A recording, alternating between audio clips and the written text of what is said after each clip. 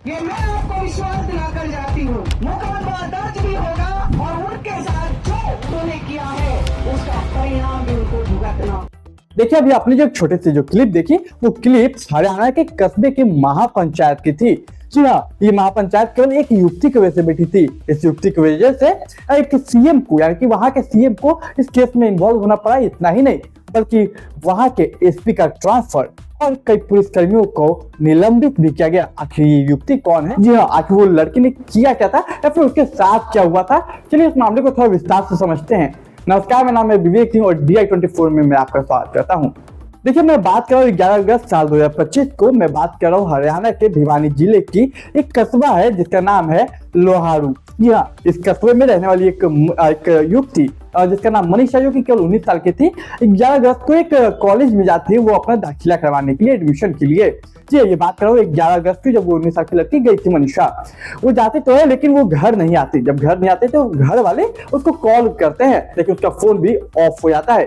फिर घर वाले पुलिस के पास जाते हैं परेशान होकर। पुलिस FIR लिखने में, रिपोर्ट लिखने में देरी करती है।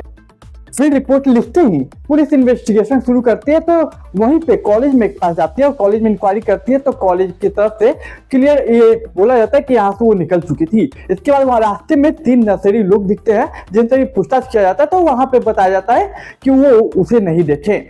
देखते देखते 2 दिन गुजर जाते हैं और 11 से 13 अगस्त की बात आती है। मैं बात कर रहा हूँ सिंघानी गांव की। सिंघानी गांव के एक किसान के खेत में एक शव मिलती है। इसकी सूचना फोन पुलिस को दी जाती है और इस शव की पहचान मनीषा नाम की लड़की के तौर पे होता है, जो कि केवल 19 साल की थी।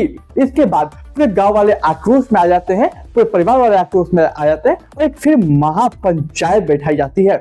इस महापंचायत में बताया जाता है कि पुलिस की लापरवाही हुई है और पुलिस में लापरवाही नहीं करती तो शायद हमारी बेटी जिंदा होती। देखिए, 13 अगस्त को जो महापंचायत बैठी थी उसमें पूर्व मंत्री जयप्रकाश दलाल भी मौजूद थे। इसके बाद उन्होंने कहा कि यहाँ पे सीधा सीधी पुलिस की लापरवाही है, उनको इसका जवाब देना पड़ेगा, कार्रवाई जल्दी करनी पड़ेगी। हालांकि पुलिस ने इसको हत्या नहीं बल्कि आत्महत्या के तौर पर बताया और लाश देने की कोशिश की जल्द से जल्द। लेकिन परिवार वाले ने कहा कि इस लाश को देख के लगता नहीं कि आत्महत्या है, बल्कि आत्महत्या नहीं हत्या है। लाश को देख के, यानी कि शव को देख के क्लियर पता चलता है। देखिए, पोस्टमार्टम के बाद जैसे ये बात क्लियर होती है कि ये आत्महत्या नहीं बल्कि हत्या है, वहीं के भिवानी हॉस्पिटल में काफी भीड़ जमा हो जाती है, जिसके लिए पुलिस फोर्स को उतारना पड़ता है। वहां पे पुलिस बल आती है। उसके बाद उस मामले को वहां पे ठंडा करने की कोशिश की जाती है, लेकिन ये मामला इतने आसानी से ठंडा नहीं होता। ये मैं आपको विश्वास दिलाकर जाती हूँ, मुकदमा दर्ज भी होगा और उनके साथ जो उन्होंने किया है उसका परिणाम भी उनको भुगतना हो। इसके बाद 17 अगस्त को दिल्ली तेनाली रोड को पूरे तरीके से लोगों के द्वारा ब्लॉक कर दिया गया और जब ये रोड ब्लॉक हुआ तो मामला सीधे सीएम तक गया। सीएम ने फौरन इस केस पे देखा और इस केस को देखते ही और उन्होंने वहां के एसपी को ट्रांसफर कर दिया। एसपी के ट्रांसफर करते ही वहां का जो कस्बा का थाना था, लोहारू थाना, वहां के SHO और तमाम सिपाही का और निलंबित कर दिया गया, तमाम सिपाहियों को। इसके बाद फौरन इस केस को दूसरों को सौंपा गया। इसके बाद वहां के IG ने एक बयान दिया जिसने इन्होंने कहा कि हम जल्द से जल्द अपराधियों को पकड़ेंगे। इसके लिए पूरे 6 टीमों की गठन की गई है। आप ये बयान सुनिए। सारी टीम के साथ हमने घटनास्थल का मौका पर गए, जाके मुआयना करा, डिटेल में इन्वेस्टिगेशन भी करी। वहाँ जो टिप्स मिले हम लेके आए, नोट करके आए और जो पोस्टमार्टम रिपोर्ट अभी आया है आज, परसों के पोस्टमार्टम के बाद आज PGI से बोर्ड से करवाया गया। उसमें ये बताया गया कि कॉज ऑफ डेथ जो है विसरा के और दूसरे ऑर्गन्स के रिपोर्ट आने के बाद FSL से कॉन्क्रीट ओपिनियन दिया जाएगा। अभी तक कोई कॉन्क्रीट ओपिनियन नहीं।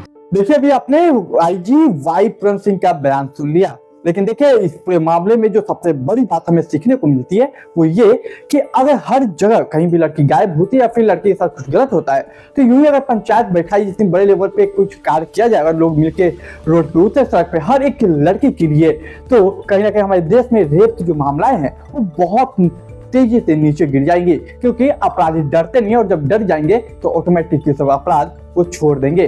खैर, आपके इस केस पे क्या प्रतिक्रिया है वो कमेंट बॉक्स में जरूर लिख कर जाइएगा और वीडियो अच्छी लगी हो तो चैनल को लाइक कीजिएगा, वीडियो को लाइक, चैनल को सब्सक्राइब कीजिएगा। मैं मिलूंगा एक नई खबर में, तब तक के लिए आप हमें इजाजत दीजिए।